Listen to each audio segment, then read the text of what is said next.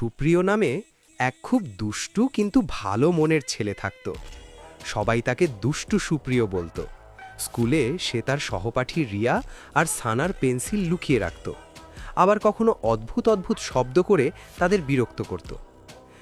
একদিন ক্লাসে ছবি আঁকার প্রতিযোগিতা হলো।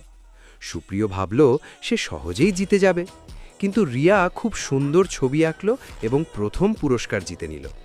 সবাই তার খুব প্রশংসা করল। তখন সুপ্রিয় বুঝতে পারল যে কাউকে বিরক্ত করে কেউ বড় হয় না, বরং পরিশ্রম আর সম্মান দিয়েই আসল জয় পাওয়া যায়। সে রিয়ার কাছে ক্ষমা চাইল এবং বলল, এখন থেকে আমি তোমার বন্ধু হতে চাই।